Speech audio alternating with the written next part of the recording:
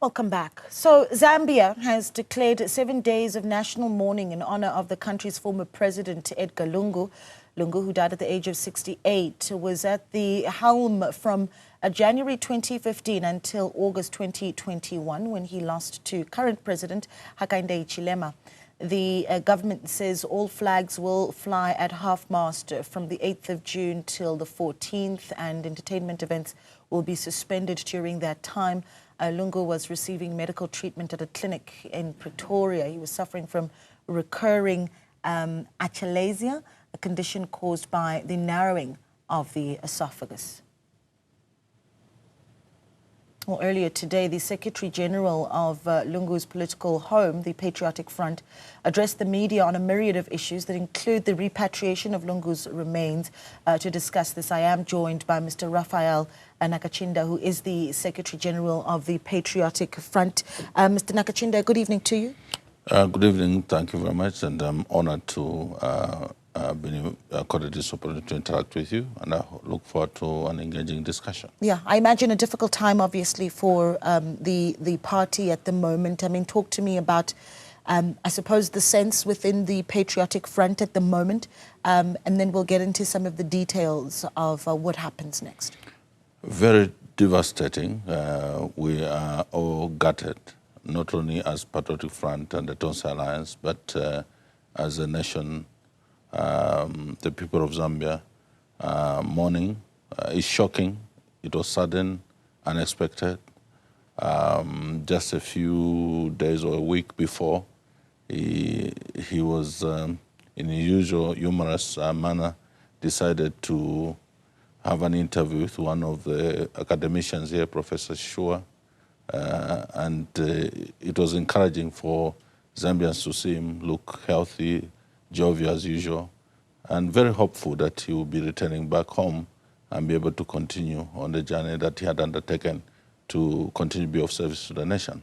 Basically, to come and just hear all of a sudden that something has gone wrong, we cannot believe it. Everybody thinks they're just, experiencing a nightmare. Maybe at some point they'll wake up and find that the reality is a little different.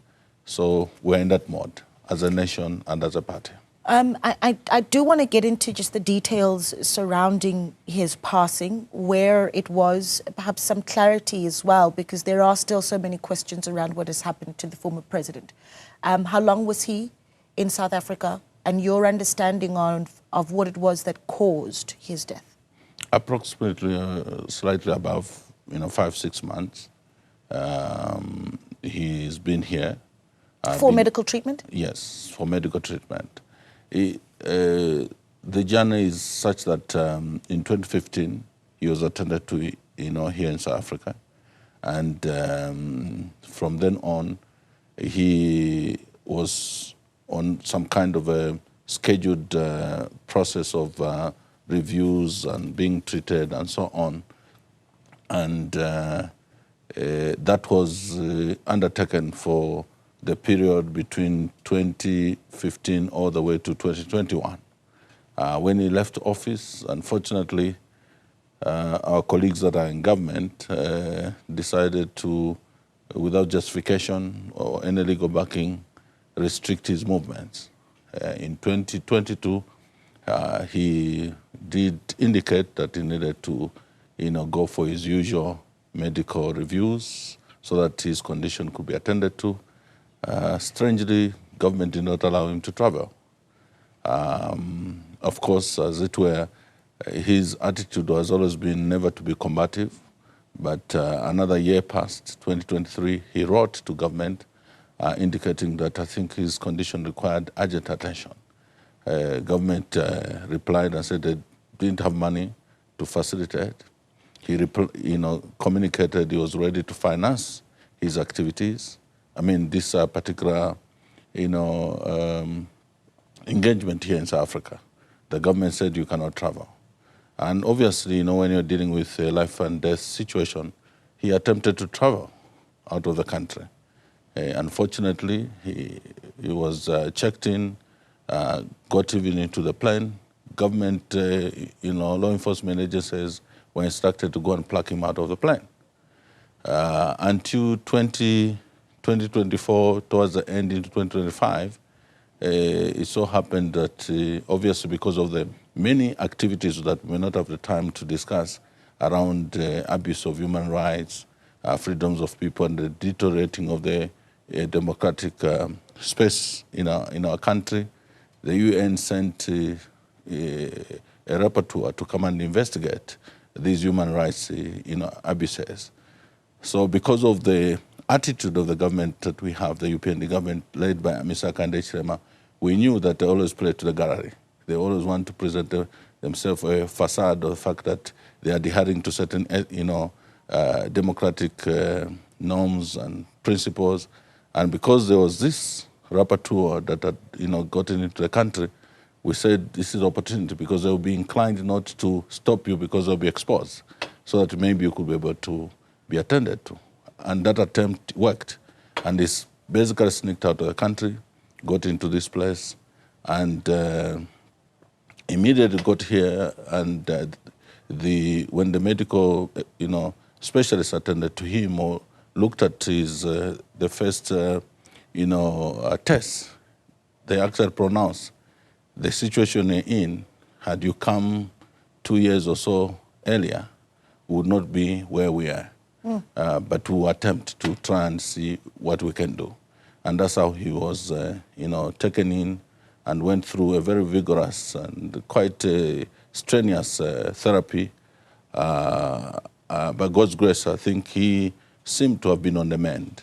But I think among the issues that they were discussing was that outside the process he was going in, he needed some kind of an operation or surgery that he needed to go through. Right. But the point to make is basically that I think his death could have been avoided had the right things been done, especially by the current regime. Okay.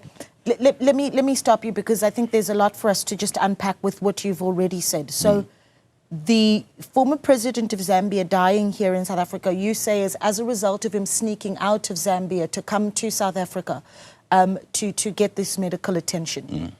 Was there official knowledge that the former president was in South Africa? So having snuck out, did he follow official processes to enter South Africa?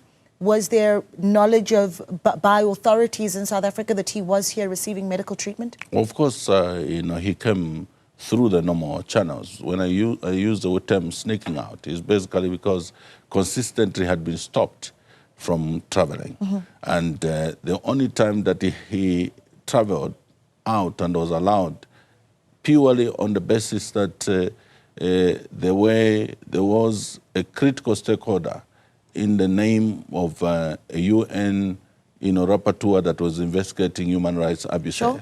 So to that effect, he took advantage of that opportunity, knowing that the government would be reluctant to expose themselves by stopping him, obviously without any legal backing or any conventional reason for which you would stop, somebody, a citizen, for this particular situation, a head of state from traveling, a former head of state from traveling. So he basically didn't, stop him. But what they did after the rapporteur left was that those that were in duty at the time that he left Zambia were all fired at the airport. Okay, but this is what I'm trying to get to. The authorities here in South Africa, how much interaction did he have with officials here in South Africa to the knowledge? I mean, surely when you have a former head of state in another country, you would have authorities informed. It was a private, visit, and therefore, of course, the normal immigration processes were followed. And he, I think, felt that having come in the manner that he came, like an ordinary person, he kept to himself. If there was any engagement with the authorities, it was very remote. Okay. And that was the status quo. And I must say that the whole episode and period that has been here, he tried to keep to himself so that he can basically be with family and be attended to by his doctors. All right. You've got, of course, the government of Zambia now saying that, flags will be flown at half-mast, declaring a period of mourning for the country. Does that make it easier for the Patriotic Front then to work with government in the repatriation process. So talk to us about where we are with that. Where are the former president's remains at the moment? And your making of the handling of his death, certainly by the government, and especially in the plans towards the funeral. First of all, we're here because he was our leader. He was part of the Patriotic Front family. And not only as president, I mean, from inception all the way. He rose through the ranks to become president. And I am here deployed by the party as Secretary General to be able to stand with the family and participate in the process of making sure that this whole process goes right. But the family ultimately has the final say in terms of what should transpire.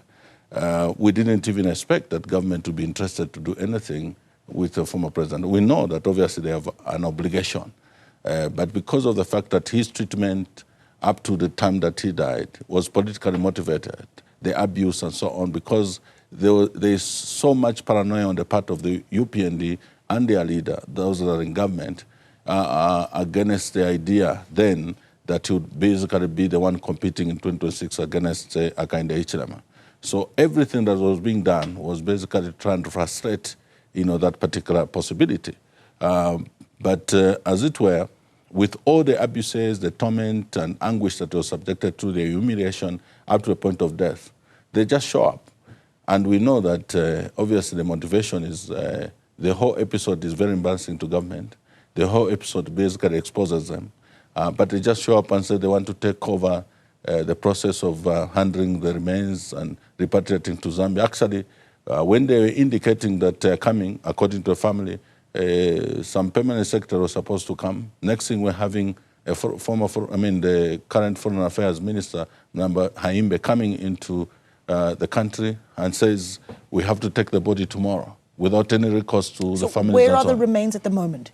Still within jurisdiction of South Africa. And the family are saying we still have certain processes we are undertaking in relation to the fact that this sudden death, they have to have some answers and closure to that effect. I may not speak because that's a choice of the family. And when there were engagements to which we were invited to witness, clearly there was a fixed position the government was, had taken. The family was saying, no, you can't just come in and take this position that you're taking. When this man that you want to treat as a statesman, the former head of state, you had stripped him off of all his entitlements, and the way you treated him was like an ordinary person. As a family, and based on his wishes, he would rather be taken back to Zambia like an ordinary person, just like he came. And the family were ready through well wishes and others to be able to take his remains back to Zambia and make the whole process. So what is the plan now with getting, because, I mean, this is certainly I'm keen to hear what you would like to see from South African authorities, if at all, because a former statesman's remains are right now in South Africa, and the family not happy with the government of Zambia taking over the process of repatriating the remains back to the home country. So what is it that South African authorities need to be doing or saying? First of all, and what's the plan? We do understand that there are protocols around these issues. Obviously, there must have been a note verbal from South African government to Zambian government about what involvement they can get in. But all that cannot be actualized until the family, first of all, arrives at some kind of a mutual agreement with the government of Zambia. But the government of Zambia has taken an attitude of actual bulldozing and wanting to in a hostile manner, hijack the whole process for their own selfish interests. They want to cleanse themselves, to try and suggest, at this late hour, that basically they honored this man, they respected him. I don't think the family has any issues with the South African authorities, or indeed any of those that President Lungu worked with and are friends and so on. The issue is between the family, based on the way the former president was treated, and the government, the current government of Zambia. That is where basically issues need to be resolved. Otherwise, the whole process would have been, seamless had, first of all, the government of Zambia possibly apologized over the treatment that he was subjected to, which has led to his death. And possibly also had come with an attitude of suggesting that we acknowledge that we were wrong, and this whole process, I think, is messy. and there's some kind of an attitude of taking, some moment of introspection and admitting that things were wrong. I'm speaking about South African authorities, though, because, I mean, we have a Department of International Relations and Cooperation that I imagine would be somewhat invested in this process, because it does impact how we relate even with your home country, Zambia. And so the question around the role of South African authorities, what the family would like to do, and perhaps the question is, has the family spoken at all to South African authorities since the passing of the former president? I may not authoritatively speak to that, but I want to believe that if the authorities here reached out to the family, that would be a totally different subject. At least the information I know and what I've witnessed in my involvement on behalf of the party and the people of Zambia here is that remotely, the only indication that has come to the family around the desire by the authorities here to get involved came through the Minister of Foreign Affairs, where there was an impasse. If there is a direct involvement of the authorities here and the interface with the family, I'm sure the conversation will be totally different. But that conversation I haven't witnessed take place, and I'm not aware that there's any engagement to that effect. That's interesting. You've got, coming out of that press briefing that you held today, IOL is reporting, and this is the headline that they've written, Edgar Lungu's death sparks outcry, allegations of poisoning and political suppression. Is there suspicion that there could have been a poisoning that led to the former president's death? I think looking at the fact that among the procedures the family are insisting should take place is basically to establish the cause of death, through post-mortem or indeed any of such procedures by independent, specialists. Basically, it speaks to the fact that there could be concerns that have been raised by the family. And for us as Patriotic Front and Tonsa Alliance, we stand with the family on that, because I think good closure will require that all questions the family may have may need answers. And we're also interested allow me to step in in the interest of time here, because I need to get as much done as possible, if you'll allow me. The concerns by the family that his death may not have just been an illness, but as a result of poisoning, where would those have stemmed from? I may not have all the answers to that effect, but look, I was just indicated to you that personally, I interacted with him on Thursday last week, and he was even indicating, are you able to come this weekend so that we can be able to provide guidance over some of the activities that are taking place home. We have by-elections and so on. Then I told him it may not be easy, it may not be possible this weekend, possibly next week, because I also had some court matters I needed to attend to. Then he says, okay, I have a small procedure I need to, to be subjected to, and then possibly by the time you're coming on Tuesday or Wednesday, I'll be back home. Boom, the situation is totally different. We may not have all the answers today, but I think the family is just fine to start asking questions to say, how do we, have this situation, all the speculations and all these things, put to rest. I need to squeeze in one last question before I let you go, and that is, now, what happens now? I mean, the time frames perhaps that the family has given itself to get the former president's remains back to Zambia. Perhaps you can talk to me about that. And is there an investigation, if at all, into what led to his death? First of all, there's an impasse between the family and government. Yes. There was no agreement, but the government has decided to make a pronouncement that they have, quote unquote, honored him with 7 days of national mourning, starting today. As it were, the processes that are being undertaken, there is anticipation that they could end by Wednesday and possibly then repatriate. But looking at the circumstances, it may not, possibly end on Wednesday. Yeah. And if that happens, how does the pronouncement of 7 days of national mourning fit into all these processes? If, for example, the body is to be repatriated beyond Wednesday.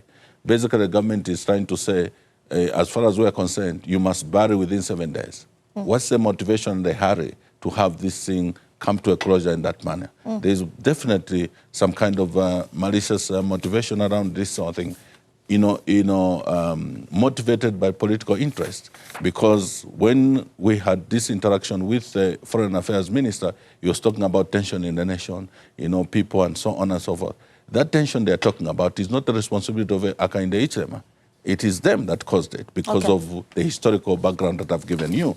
We cannot then be held responsible to try and cure a problem that they created. Right. As far as we're concerned, we are demanding that the right thing be done. Let the whole process and the family be accorded what they deserve and the right they have to make sure that all the questions are brought to a closure and answers provided. Then we can proceed. All right. I'm out of time, but I really do appreciate you coming into studio as, of course, the party battles with having lost the former leader and former president of Zambia, Edgar Lungu, Raphael Nakacinda there in South Africa supporting the Lungu family at this time. At the moment, though, the remains of that former president are here in South Africa. The family at an impasse with the Zambian government as to how his remains will be repatriated back to Zambia. But Mr. Nakacinda is, of course, the Secretary General of the Patriotic Front. Thank you so much for your time.